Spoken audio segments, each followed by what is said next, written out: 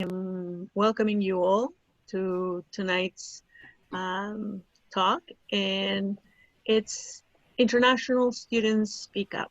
Thank you very much for coming.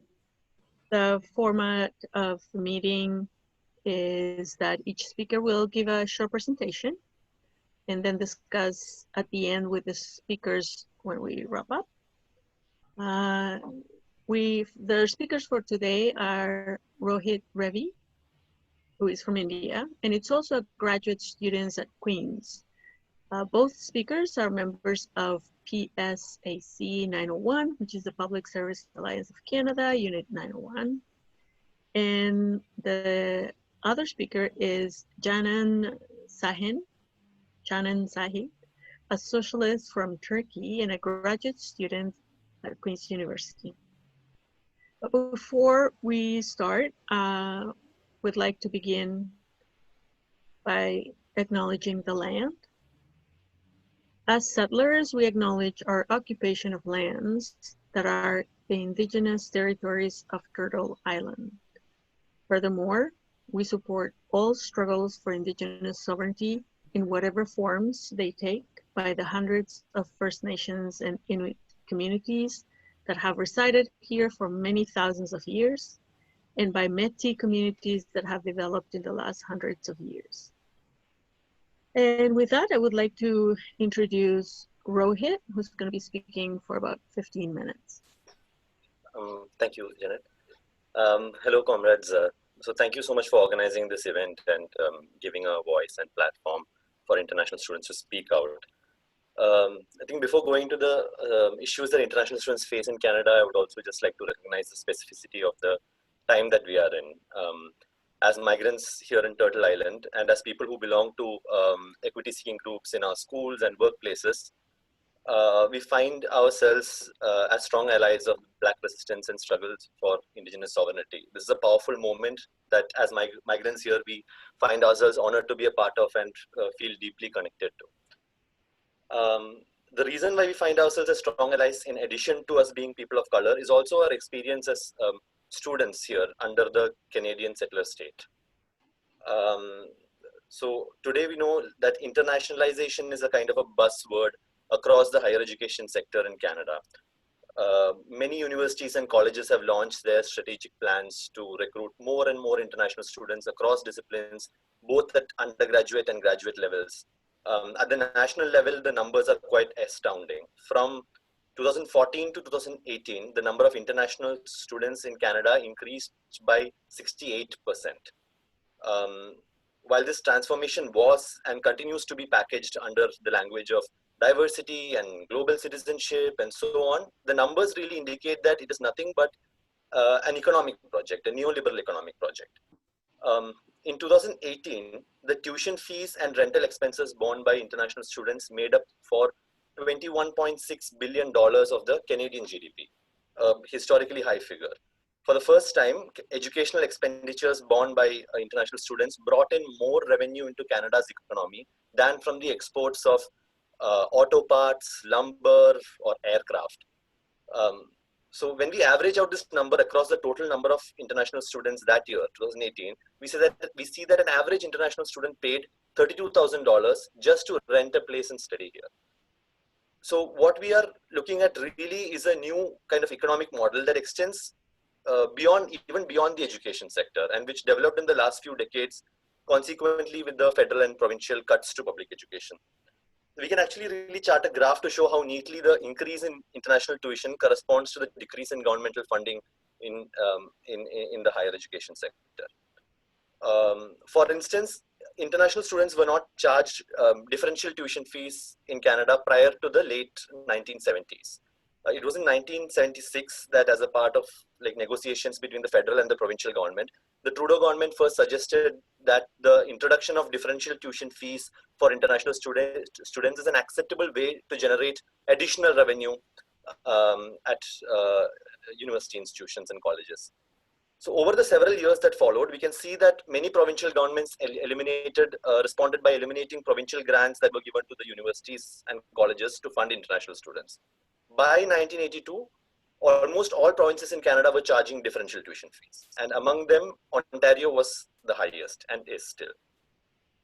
So all throughout 1990s, orchestrated under the Mulroney government and carried onwards by the Liberals, tuition fees skyrocketed for both domestic and international students.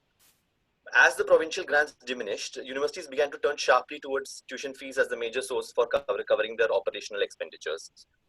Um, it is said that in 1988, the government funding accounted for roughly 84% of universities' of operating budgets. Today, that figure has dropped to just over 50%. This decrease was largely made up through tuition increase.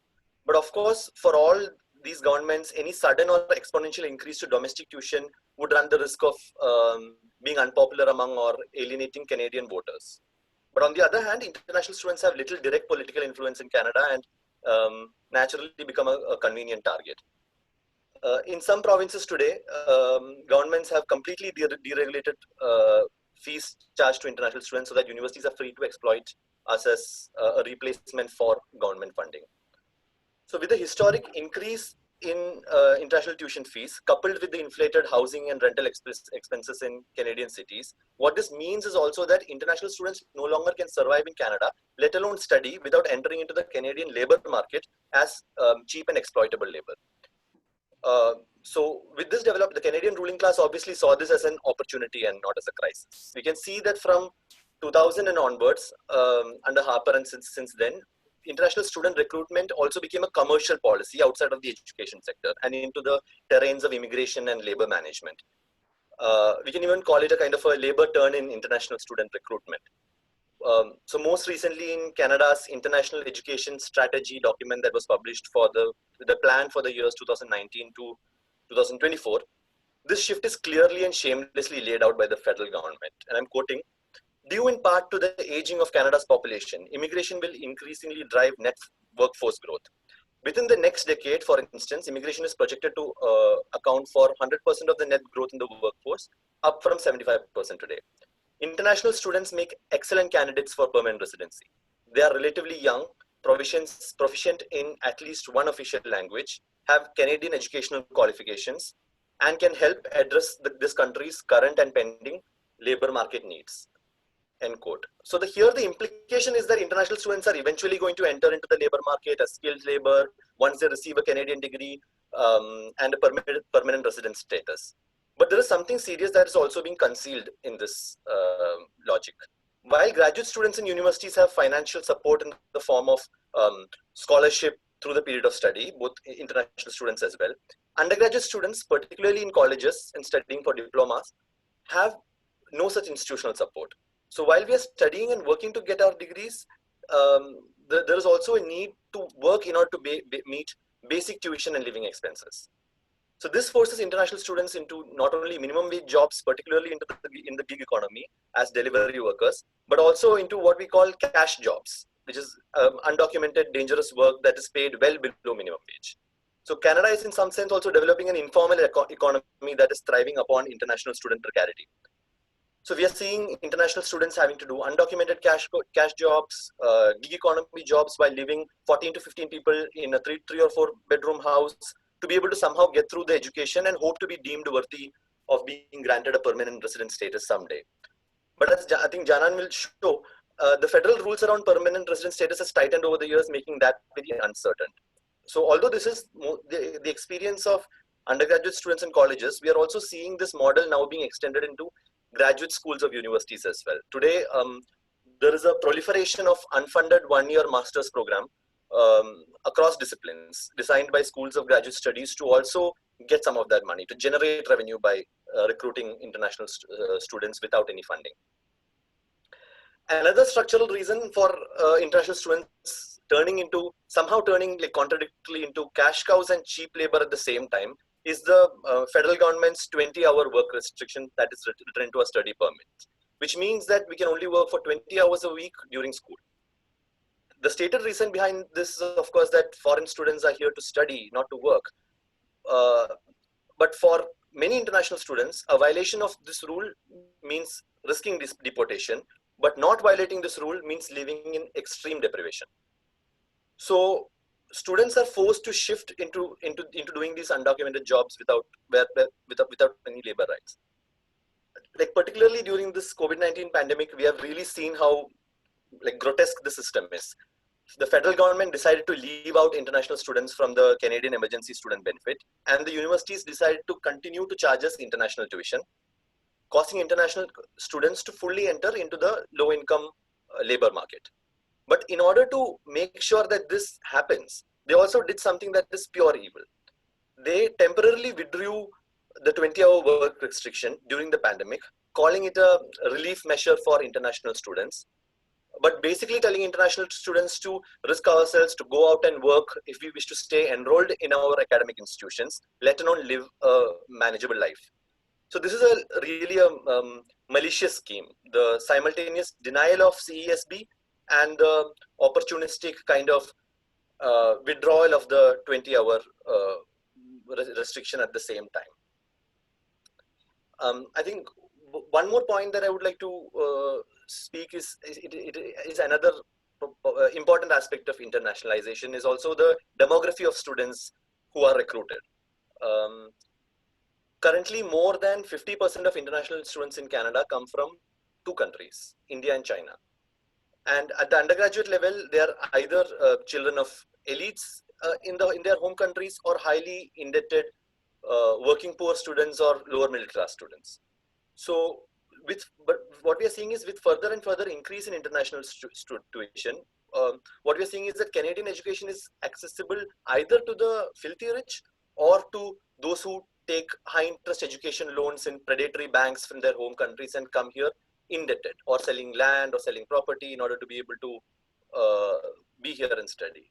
So while the former group, the wealthy students, they can thrive and do well in their studies and perform well and then like get a permanent residence because they're financially also secure. The latter have to compromise on the time spent studying because they need to work hard in order to pay rents, to pay tuition, to save money to pay off the debts, and so on. So in many senses, this model is also a preventive kind of attack on the quality of education that working class students from outside can also have here in Canada. I think just to end, I will also note that roughly about half of the total international students in Canada, about 315,000 students, live and study in Ontario. So this means that one thing for sure is sure that that organizing of international students and kind of movements across universities has to begin here, especially also given that international student tuition is the highest in Ontario among the provinces. So I think Janan will kind of take the leap forward in talking about some of the challenges towards building such a movement and our experience at Queen's and the possibilities that exist, and then I can kind of like speak at the end as well. Thank you, Rohit. Janan, your turn. Yes. Okay, I will let me open the camera. Right. Okay. Thanks like for organizing this. It also gave us an opportunity. I think Rohit and me did not look into the like federal and provincial statistics and look at the issue with a broader perspective as such. So it also, I think, kind of helped us to discuss the issues that we face every day, you know, like in a better context, I would say, or in a more informed context. Thanks for organizing this. So Rohit, you know, gave us a good, you know, background of the changes that happened in higher education system in relation to international students, and we can see like how neoliberalism. I was reading a paper even turned into kind of a super neoliberal project where international students have been rendered, you know, like sources of cash, sources of revenue, in exchange for actually diplomas, certificates, degrees, but at the same time being rendered, you know, part of the labor market because they cannot afford to afford their fees, you know, like other expenses. Therefore, like with the higher tuition fees, which is like at undergrad level, it is 3 or 4 times higher than an average domestic student. At grad level, it is usually twice as high as a domestic peer of ours. So we pay the higher fees, and we do not have status here, so no PR. Since the Harper government, it has become more difficult. So for a PhD student, even, like you have to complete PhD, and even after completion, after like with a work permit for a year, you might be eligible to get a PR status.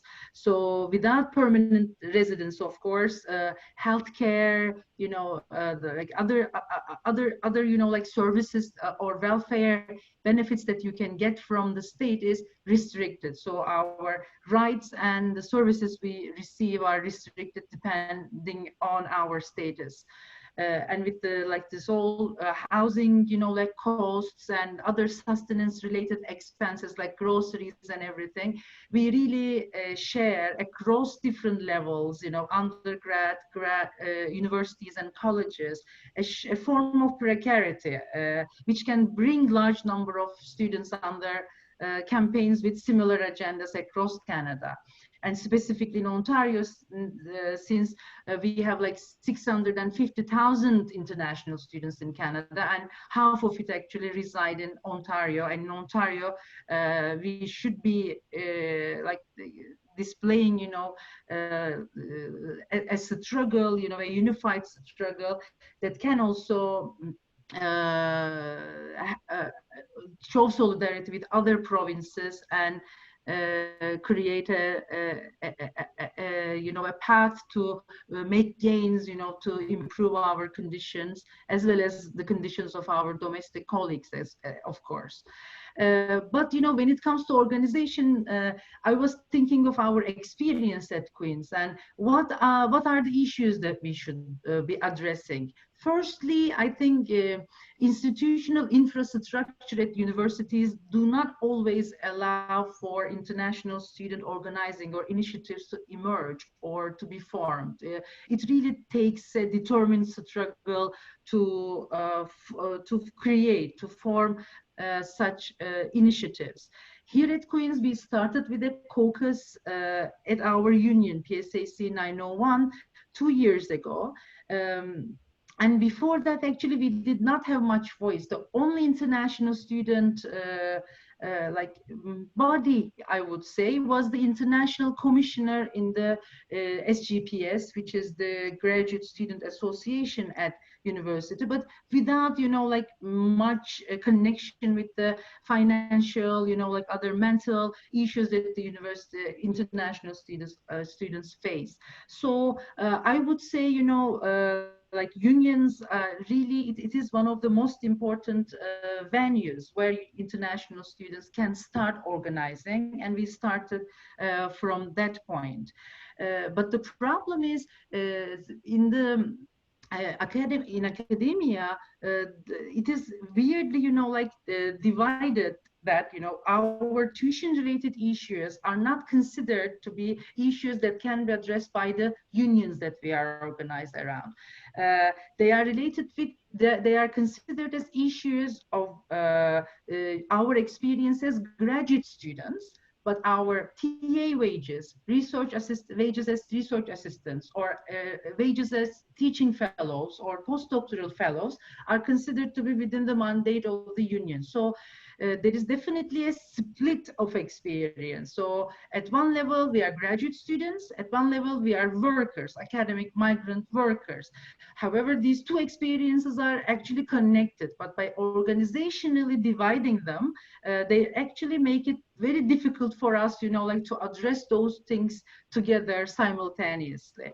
So this is one of the, I think, barriers that we should overcome. And I don't know, of course, details of other universities, but I think we face similar issues. So negotiations about tuition fees and negotiations about wages are considered two different things carried out by two different, usually, organizations.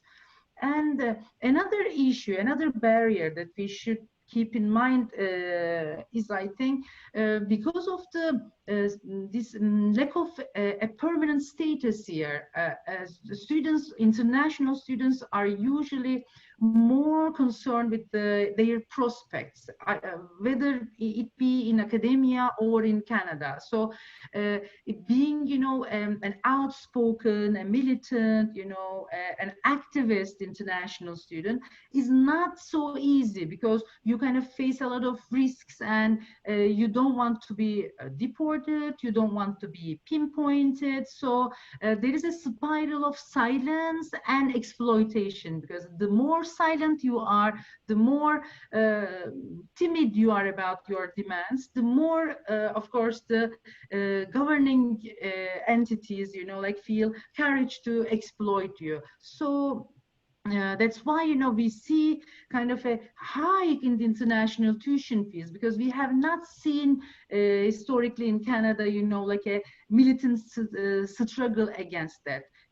Graduate students or undergraduate students consider their experience as limited, like 4 years, 5 years, and then it will be over. So I shouldn't be, you know, like making a big issue out of that. So this is another barrier. We should break that. We should empower our colleagues, our peers, you know, and they should be, as our domestic colleagues, you know, like should feel that talking against, you know, like these policies, super neoliberal policies, is actually the key to change them, because otherwise hikes in fees and rise in international student enrollment hand in hand make us just, you know, like a cash cows through which the revenue is generated, and through whom the demands of Canadian labor market are met. So this is another issue. We should empower our colleagues and peers, and it is happening, and it's kind of, it is over the last 2 years at Queen's, you know, like I kind of happily we witness, you know, like more international students speaking out, and a greater willingness, you know, like to organize in both shared platforms with domestic colleagues and with others. And thank you. And the other, you know, like important point, I think, how to address the specificities that we see across different in the sector, across different segments. As Rohit said, you know, like we have undergraduates, we have college students, and we have graduate students in universities. I think it is really important to create organizations that speak to their specificities, because college students here at Queen's, for example, they in St. Lawrence College, their housing conditions, their working conditions are completely different, and they are more precarious. They live in homes where, you know, 10 students live together. They do most of this gig economy, Uber Eats, Uber cab driving, and most of the minimum wage jobs, or as Rohit said, some of the cash jobs. So we should help, you know, like our peers organize in those fronts, so that we can also display a cross segment solidarity with each other.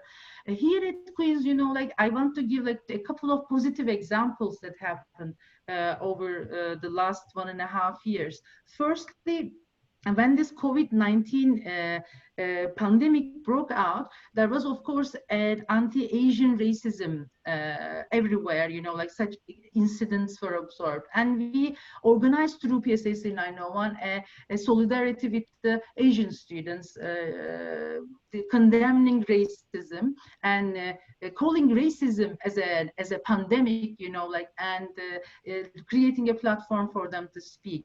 And it was one of the events where we managed to connect with undergraduate Chinese students here. And since then, you know, they reached out to us a couple of times and complaining about tuition fees and everything. Such connections are very important. Another important point is here, you know, like we have been trying to connect with the indigenous colleagues and at Queen's University, indigenous elders, because it is also important as international students to recognize, you know, like who are the hosts here really. And settler colonial state, Canada, you know, like as it colonized Wet'suwet'en, you know, like other territories further and further, for more profit, for resource extraction, we also see a growing resistance, and international students are definitely part of that resistance, I think. And we are trying to mobilize our ranks to show meaningful solidarity to indigenous people. And now currently indigenous elders at Queen's, they are organizing an auction where they are going to donate arts and crafts to raise money for international students. So our like mutual solidarity, I would say, gives such fruits, you know, like such examples, which are, I think, amazing. So like I should finish now.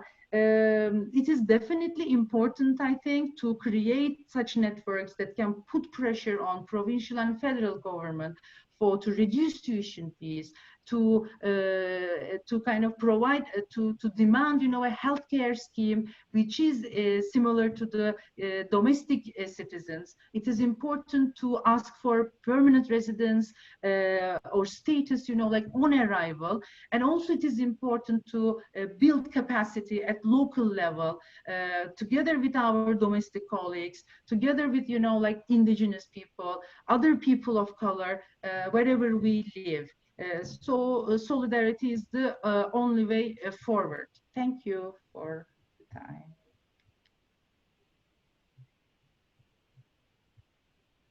Thank you very much. I see a lot of applause there.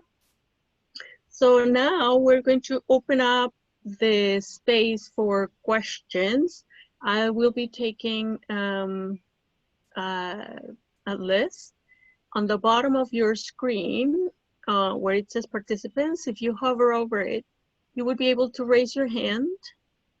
Another option is that you actually, you know, send a message in the chat box, and we're going to be keeping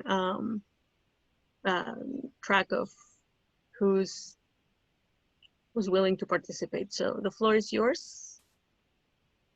I see a chat here.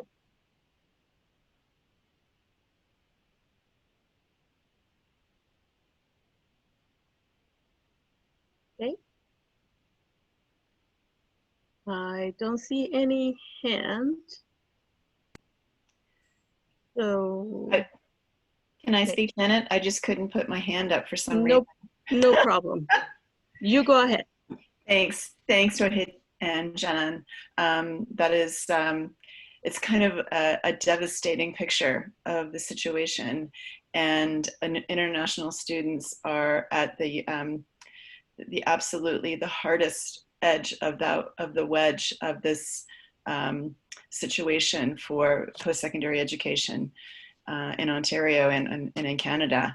And I just want to say it's inspiring that you have been able to and willing to take on the struggle, because as you say, as international students, it's easy to feel like you're going to be here a short time. Maybe you don't want to rock the boat. And it is really an inspiration. I teach in the post-secondary system and the college system.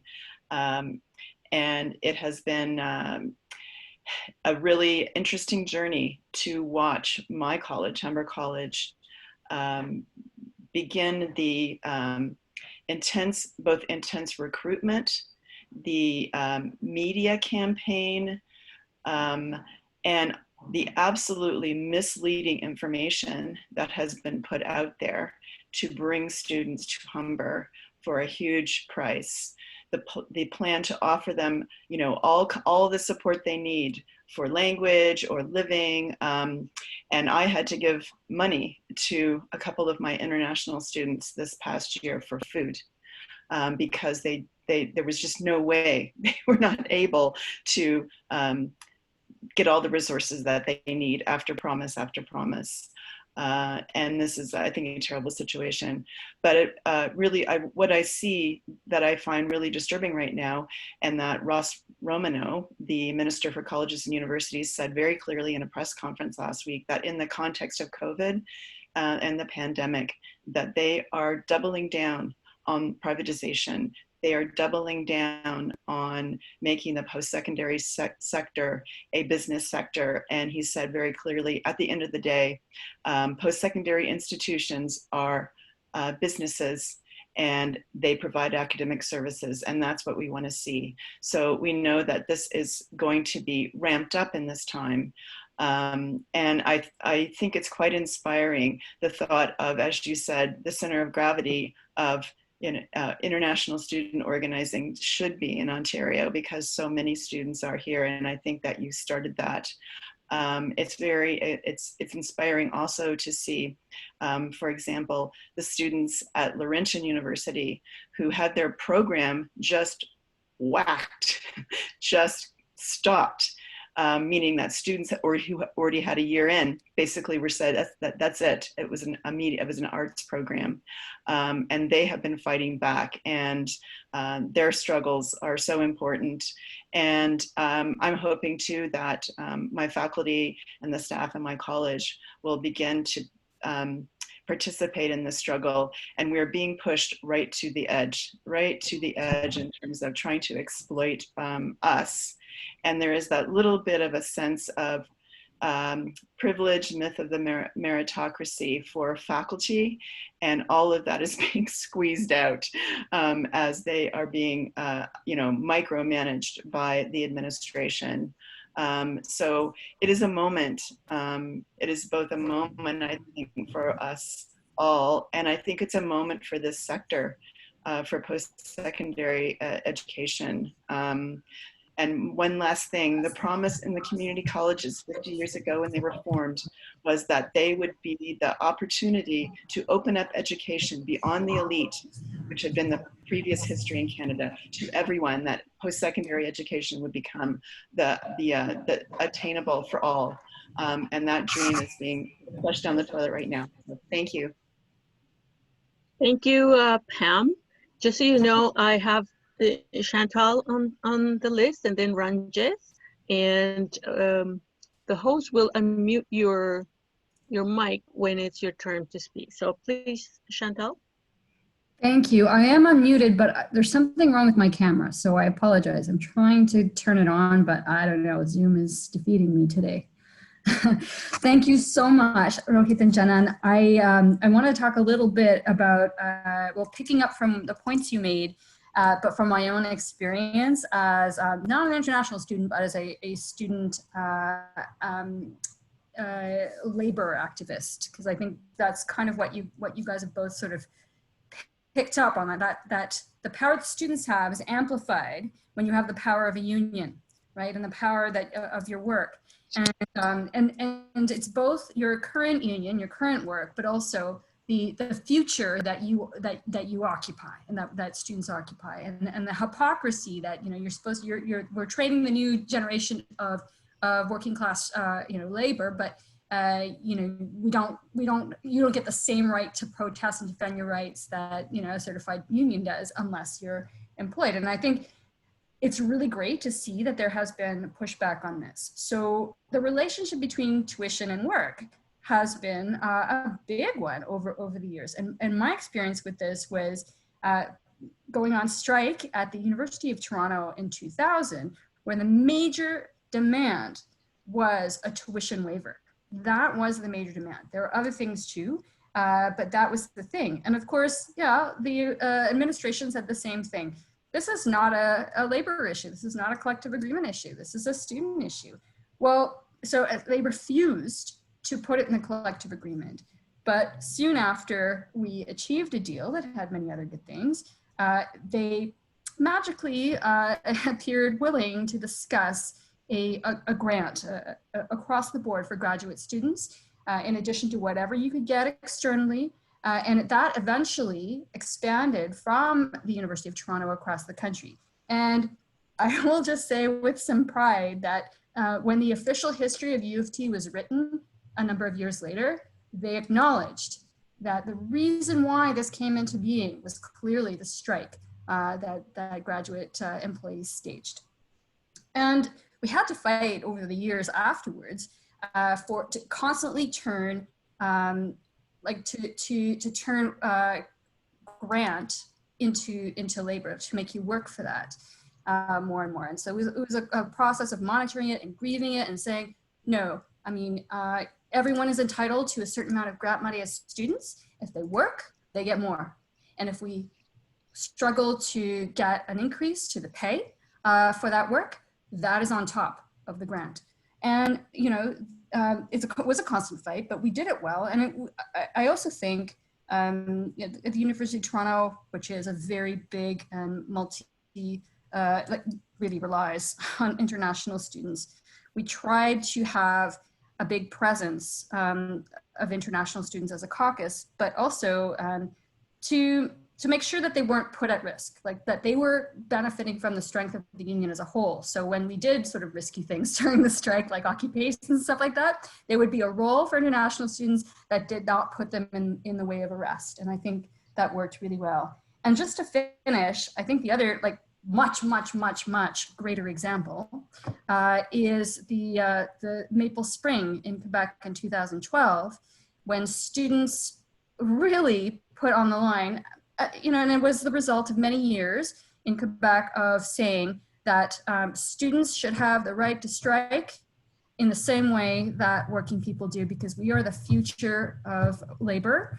And that is what we are defending here, and conducted it in that way. And I think it really resonated with the population. So thank you so much for what you're doing, because I know it feels maybe small, but it's not, because it's part of that same thread, and you're keeping that alive. So thank you both. Thank you very much, Chantal. I have Ranjit next. You can unmute yourself.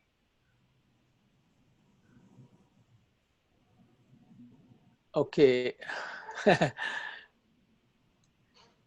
Okay, I'll also show my face in to be in support and solidarity with the amazing you to Rohit and Canan.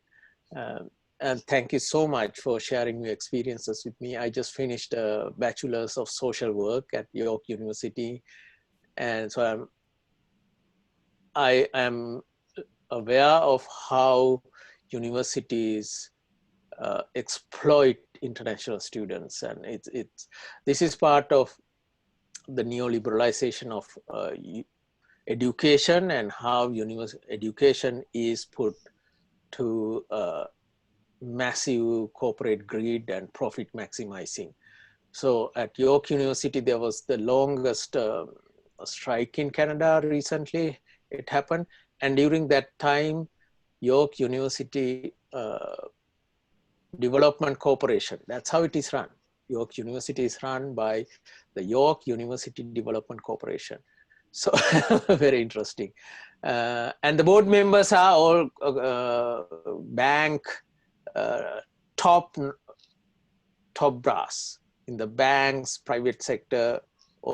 So that's how it is run. And York University recorded $38 million profit during that time. So that's how this profitable industrial complex squeezes money from the marginalized, from students, international and local support for their capitalist projects, and that's how it works. My question is, which I typed here, so what supports do you receive from university student unions? And I have seen at York University posters in support of international students' struggles and tuition freeze and lower the tuitions. And also, have you encountered any barriers in reaching out to these unions? Because whether there are any stigma or racism, and because it's a very different setting. And I know when I first came to Canada, how I experienced all these barriers of racism and so on. Thank you.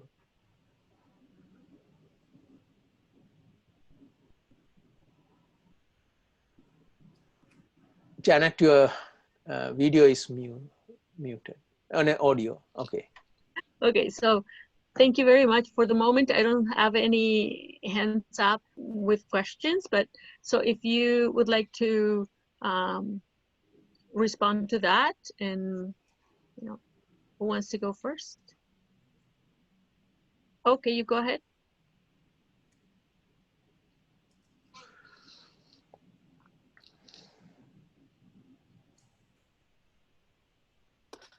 Okay, perfect. Thank you, everyone. Like for firstly for the kind of powerful gestures of solidarity, but also the insights, right, that we could like learn from, especially with regards to the history, and to know that like we are continuing a long struggle that many before us have been also a part of. I think I'll just respond to Ranjit's question, which is I think very important, because one of the most important challenge that we faced here at Queen's was so as international students, when we come here, most of the support systems and groups are organized around maybe associations of, let's say, cultural associations or associations based on national identity, kind of Queen's Indian Students Association or Queen's Bangladeshi Students Association, and so on. So while these were important in terms of like having informal support systems like lending mechanisms, you know people and you can kind of like build a community around, it really like prevented us from seeing the common patterns across students from various nationalities. So that's where I think the unions kind of came in as a potential platform where international students from across different national backgrounds could form a caucus and start discussing, hey, like, you know, like we're all experiencing this, like how do we work forward, right? In terms of 901 at Queen's, in the year when we started the caucus, we were kind of lucky to have kind of like a supportive faction within our union executive. I think Morgan, who was our chief steward, is like on the executive, then is here listening in. And we kind of could immediately form a student caucus, although with some resistance maybe from certain sections within the executive as to like, why do we need, it's a student issue, why do we need to do this, like what kind of like union executive will represent it, and so on and so forth. But forming of that collective really helped, because we realized that international students could represent ourselves in the union executive as well. So with at that period, Jan, I was speaking in the next, like when the next elections happened, one of us should run for this position called equity officer, and I ended up running, and now I'm serving in the union and having kind of like this role, wherein you realize that many things within the union's own kind of support mechanisms, such as childcare bursary that the union delivers, was not taking into account international tuition fees, that like was using domestic fees as a standard in order to disperse childcare bursary. So it also became a mechanism for us to kind of like make the union itself more inclusive, but also provide a space within the campus for the organizing itself. So I think that.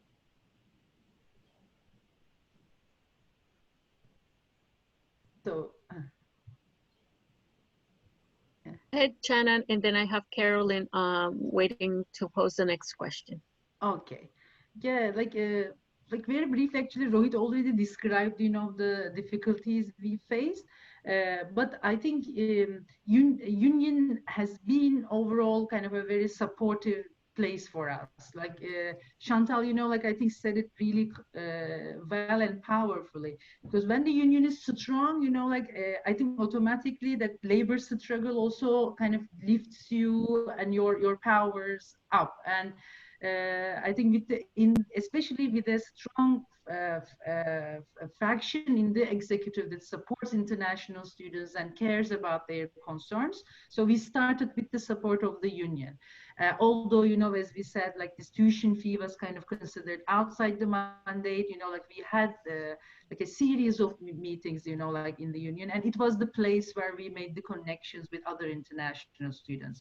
So it was awesome. And then we moved to SGPS, the kind of graduate student association. We formed a working group there. We also forced them, you know, like to address our issues, because their executive was more in terms of negotiation with the administration, always non-confrontational and not militant.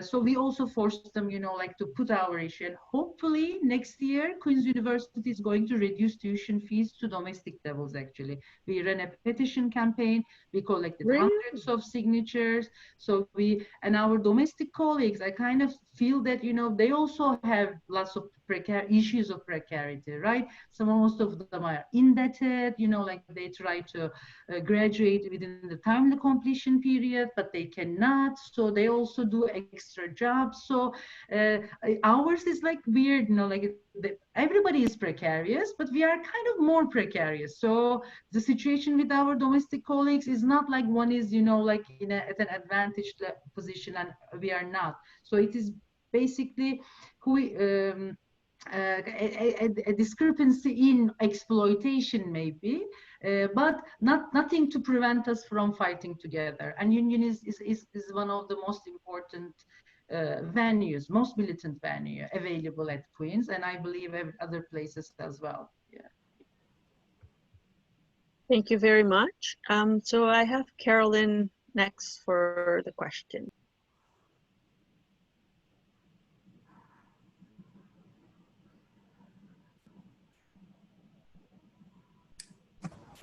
Okay, great. Thanks very much. Thanks for the presentations. Excellent. Really, really, really, really good.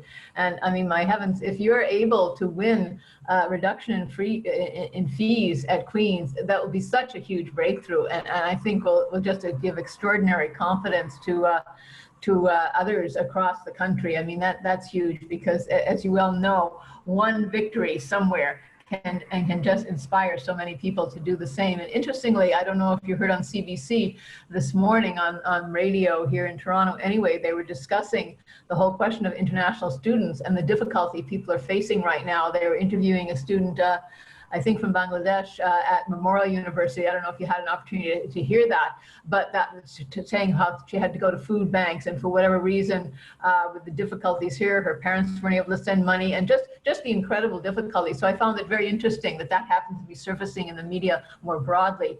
I also wanted to say, I'm in the United Steelworkers, and not in my local, but the Steelworkers organize security guards. And as you're probably very, very well aware, many, many, many international students get jobs, at least in the Toronto area, in the security industry. And there are three large companies, Garda, Securitas, and Paladin. And all three of them have large numbers of international students working for the hours that they're able to work.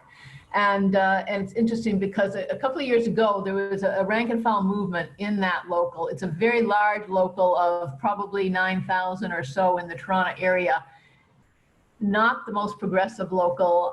You know, I don't like to go around criticizing other locals, but it really is not very membership oriented. It's not conducive to rank and file involvement. And there was a real move amongst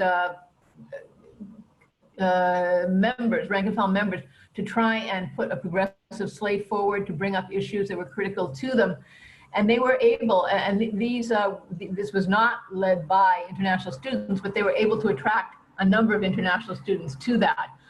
And they did quite a lot of work, just raising key issues about how a local should be run by its membership and not an executive that happens to be paid higher than the rest and essentially hangs out in their office and does grievances as they can, but does very, very little to build an activist working class organization.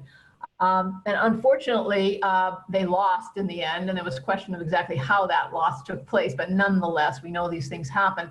It was interesting because there were international students, mostly from India, Pakistan, Bangladesh, who got active, but many, many were fearful of getting active, even though they wanted to, just because of the precarity of their circumstance. Not only just like any precarious worker in this country is in a difficult circumstance, but because of their status here as international students. And I think that it was very, very important links were made, and numbers of those students who did become active, you know, continued to come to activities of the steelworkers, et cetera. But it just seems to me that is an area when international students do get organized, you know, obviously on campus, but off campus into sort of broader working class organizations. It's a huge possibility. You know, the attempt that took place there sadly didn't work, as sometimes things don't, as we well know. But it's a huge arena, and it's a way of getting in contact. And because most of the security guards, certainly in the Toronto area, are racialized, most are immigrants, not all. Most come from the same backgrounds and countries that the international students come from. So there's a lot of, there's different of age and all of that and experience. And many of them, interestingly, who are either landed here or citizens here, were politically active in their countries of origin and came with certain levels of education where they just could not get the jobs necessary to, you know, to allow them to pursue that same. So that they come with a lot of political, from many, many different political tendencies. So there's a real possibility of politicizing and engaging and bringing the broader support, the support from the broader trade union movement into the fight for international students. And I mean, I think one could get it on principle, but you could also, you know, if people are actually active and part of other unions, it can bring that on in a very, very strong and important way. And I know as Marxists, you know, we talk about the role of the working class and the fact that the working class has such power if it can organize that power and use that power to make change. And I think those links to what's going on campus and the things that Chantal was speaking about, et cetera, those links are so important. And so we're trying to continue it. I mean, it's not an easy question. It is not an easy question because people are fearful. And also we saw very clearly where the companies were trying to divide international students from the other workers who were security guards because they were starting not to give the other workers 40 hours a week. They were saying, well, no, you know, it's easier for us to hire international students, and it was really, I think, a real attempt to create divisions, but it was seen through because it was so obvious. It was seen through, and that was important, and the unity is critical. So I think there's so many opportunities here, and they're not always easy roads, but I think that you know, the work that you're doing, and if the whole principle of what is happening and the way we framed it in the title here, you know, around cash cows and exploited labor and all of that. I mean, the two things are happening at once, and it's putting people in an extremely difficult situation. But when you organize, as you guys are doing at Queen's, and you make a win, as it looks like you're in the process of doing, and even just through the process of organizing ideas and change and struggle, it's a huge difference. So I think, you know, as both of you were saying, and with the COVID, the economic crisis, the whole Black Lives Matter, and the murder of Indigenous peoples, everything that's been going on, Wet'suwet'en earlier on, and January, February, and all, it's such a time of turmoil. And right now, links and solidarity between the varying struggles, as you both mentioned in your presentations, are so critical and can really strengthen it. So I think you're just doing terrific work. Thank you. So I'll end there.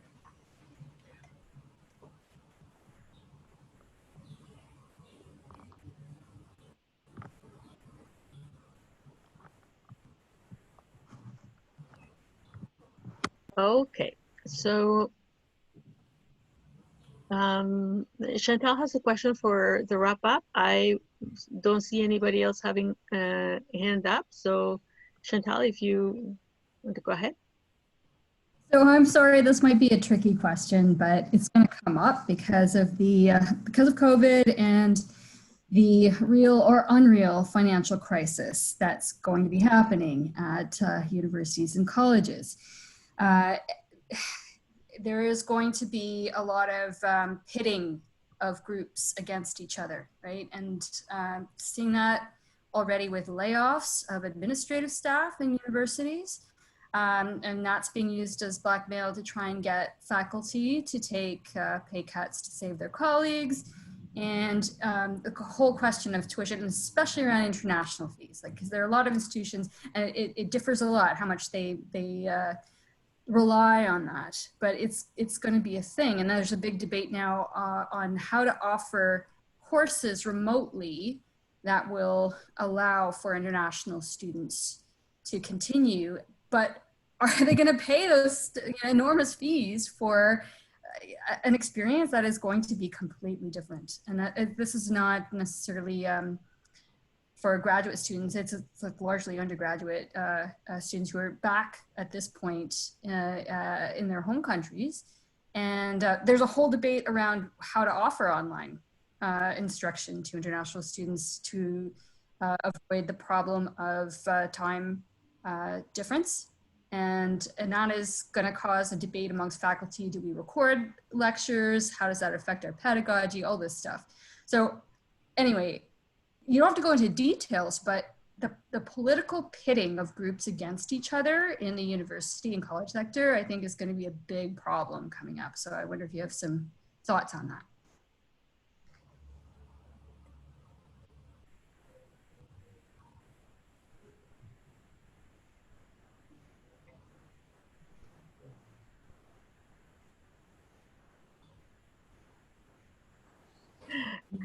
So the host is doing a very good job of keeping us quiet.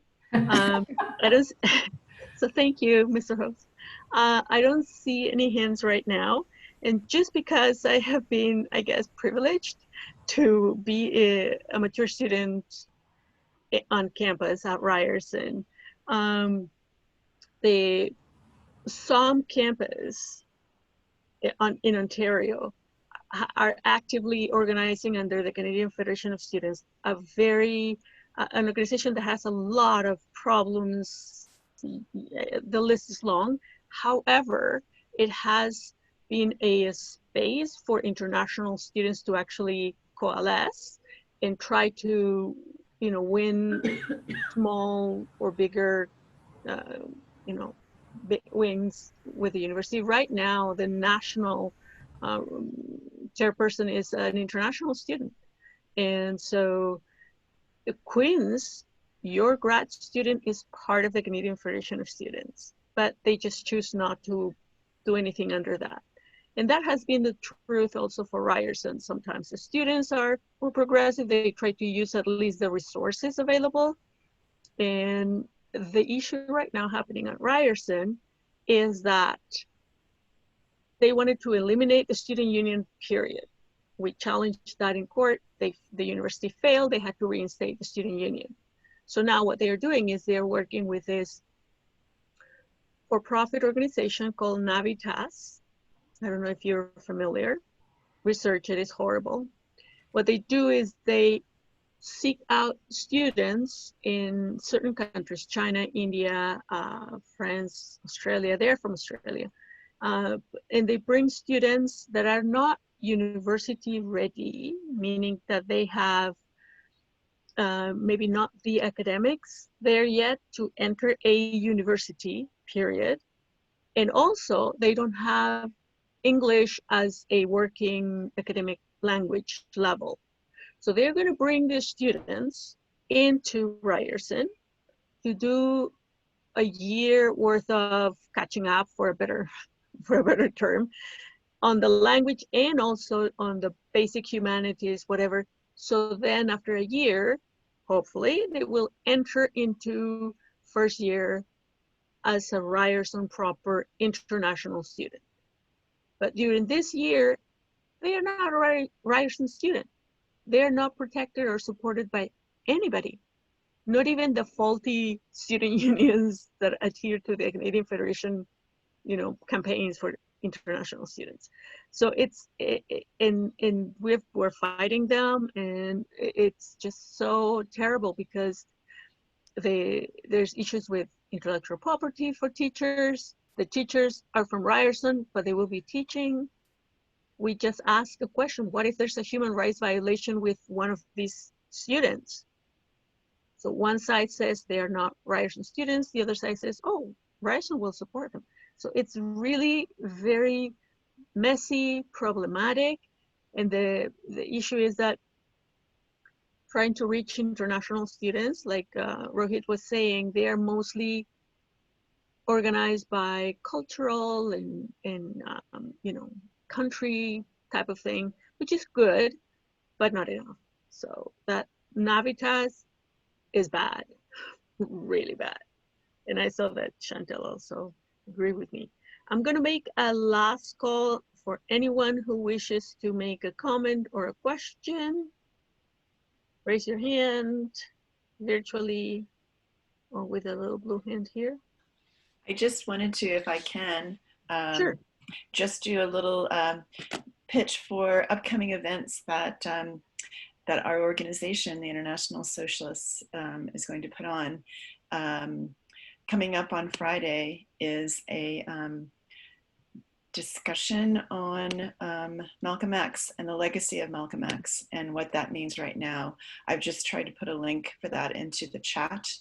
One of our members, Muhammad Ali, who's also known as the socialist vocalist, he's a performer, will be giving an introduction on that talk, and that's on Friday. We also have a website, www.Socialist.Ca, easy to remember. And we post articles, our events, and we have members across the country in small groups mostly. And we would love to have more people who want to be involved. Check us out and join our organization, because to do the kind of organizing we're talking about here today, we need people, we need socialists, and we would love to have anybody who would like to participate with us join. So you can go to our website. You can also leave your contact information if you just want to leave an email or just a phone number, and we'll get back to you with your name. And we really love to have you. And we'll also be willing to talk to you more about what we do if you'd like to join. So thank you. Thank you very much. So Rohit, Canan, take it away. Okay, thank you. I think I'll just speak a little bit to what Chantal was saying, which is such an important thing, right? About in this period, how we will be pit against one another in campuses as we kind of fight to let alone gain something, not lose what we have already won, right? Because we know that, as Pam was saying earlier, they're going to be doubling down on privatization, and it's going to be a period that that really requires heavy organizing and solidarity building.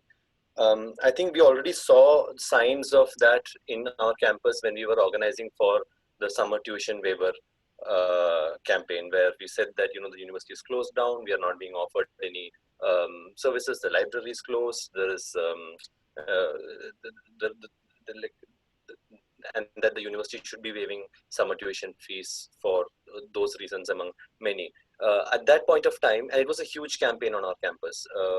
Within a few days, we got thousands of signatures for a petition. It was launched by the union, and then we kind of mobilized people for it to be endorsed by the SGPS of our university, and and that got happened. But eventually, the argument that they were producing was that, oh, we still need the tuition fees in order to be able to pay the let's say janitorial staff or other low-income workers. How could you even make this argument and kind of making it a selfish claim of graduate students at that period, right? So such lines of argumentation and kind of political divisions are created. I do, and this is all the more we do know that at Queen's we know for sure, and I'm sure at other universities as well, we do know that the university is making money off the pandemic.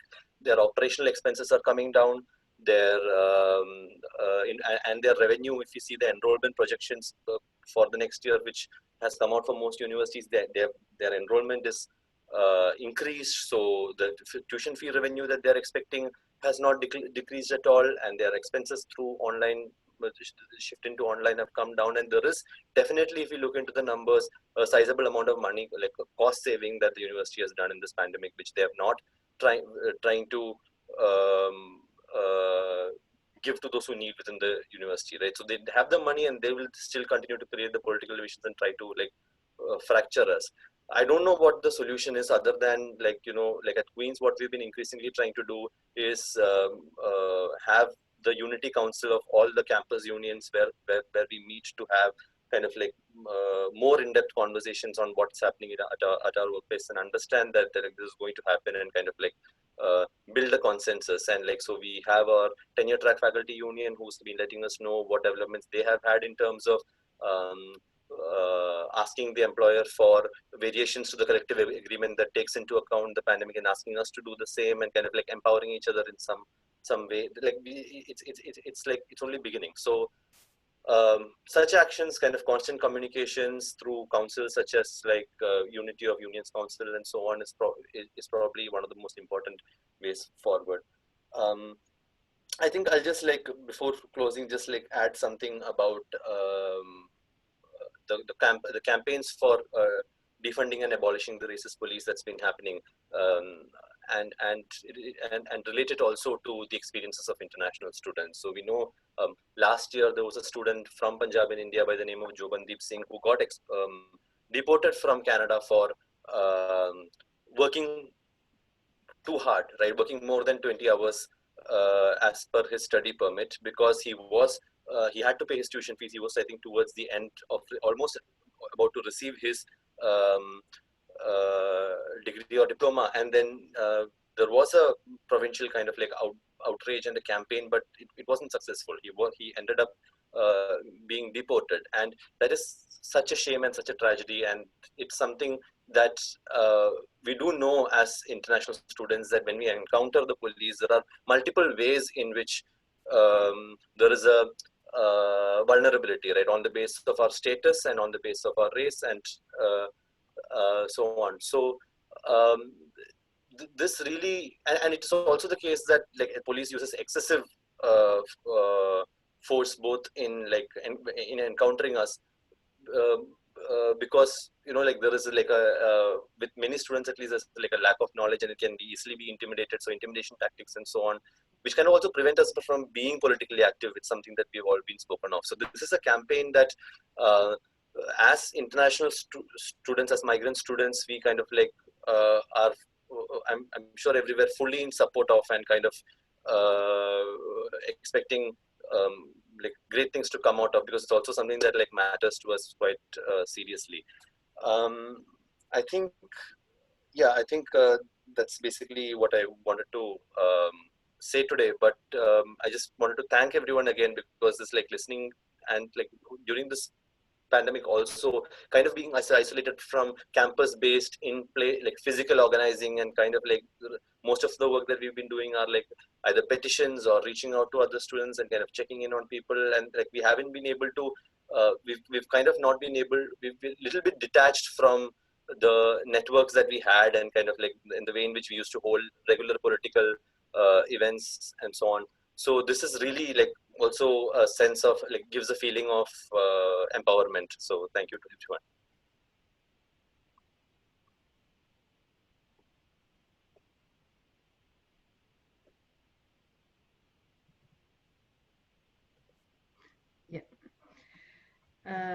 Yeah, I want to just briefly talk about a couple of points. Yeah, Rohit mostly covered, like the issue of, like how the students are kind of pitted against each other, and like what we can do to overcome that issue.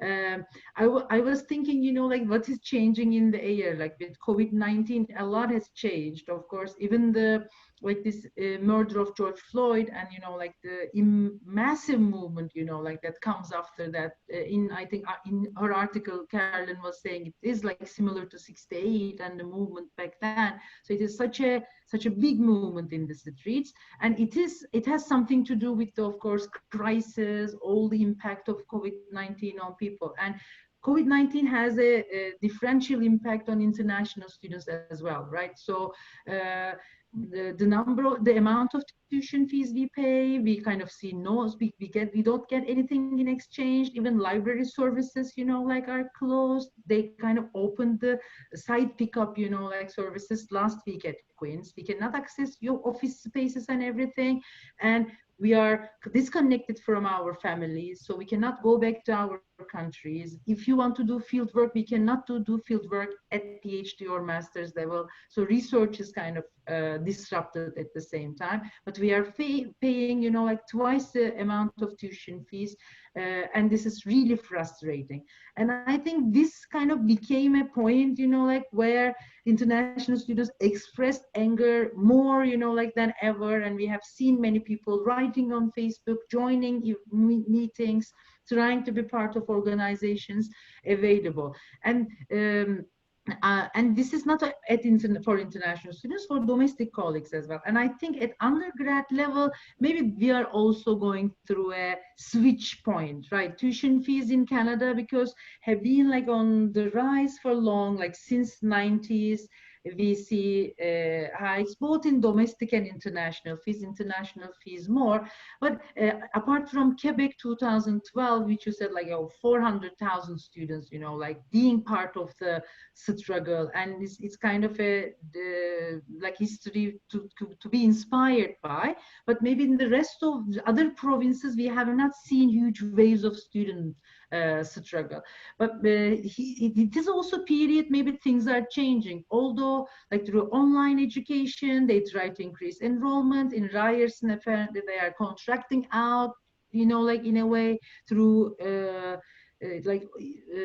companies like Navitas, or well, it's not maybe the company, I don't know, but yeah, they kind of find intermediary organizations, you know, like, yeah, it's a company. So to like that, but there is also a boiling, you know, like anger, like this tuition fee should not be there. We shouldn't be, higher education should not be commercialized like this. So this idea is, I think, growing, you know, across sectors. So we should maybe also have trust in that kind of feeling. And CFS, which Canadian Federation of Students, in our university, AMS, undergrad student organization, and SGPS, this is the graduate student organization, are part of that, but not our union.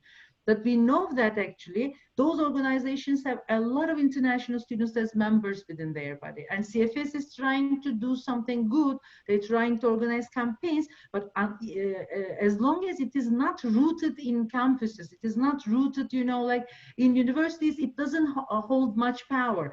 And the idea that all campaigns can happen by writing letters to MPPs only, you know, like, or by, you know, calling through those office, you know, it is the kind of usual way now. Maybe we should change.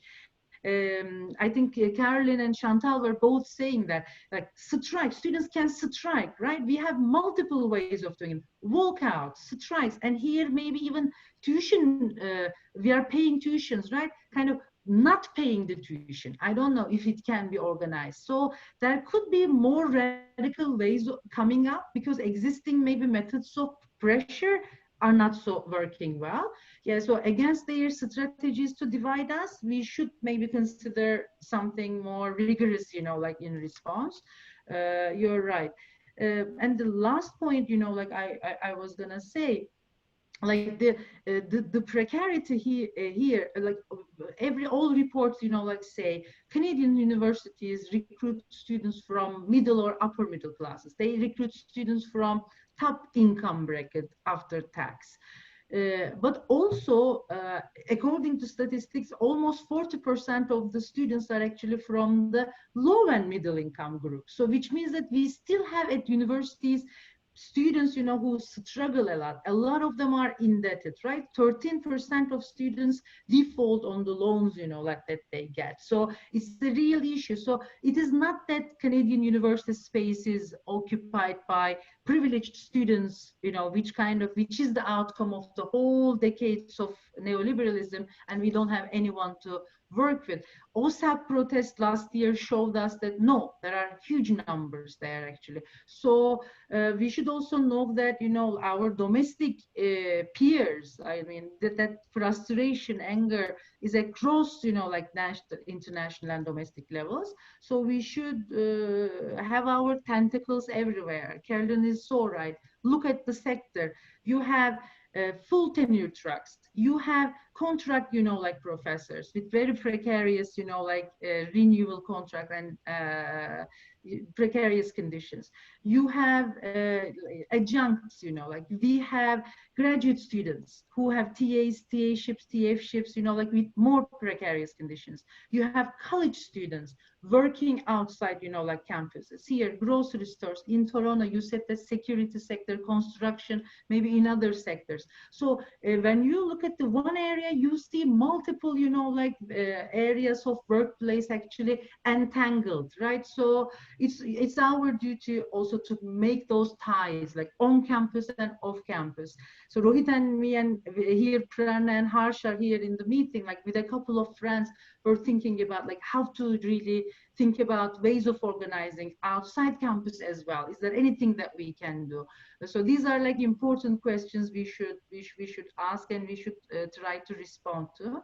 And thanks for this excellent discussion. I really feel, you know, like that we kind of brought different experiences together, and looking forward to doing more. Okay, thanks.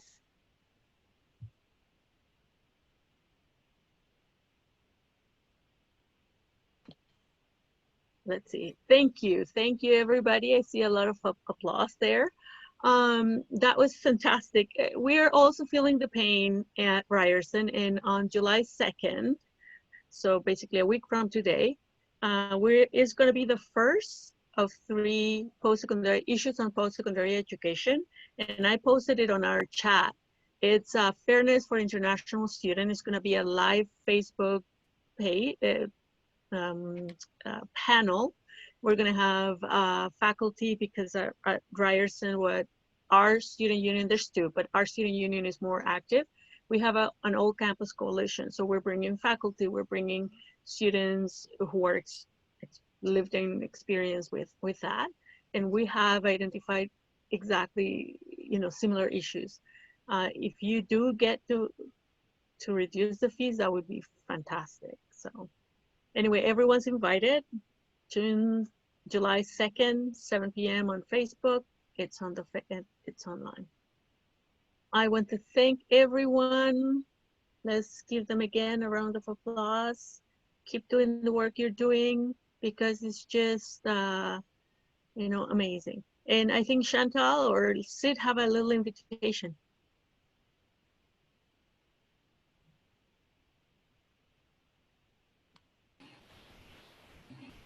What's that? We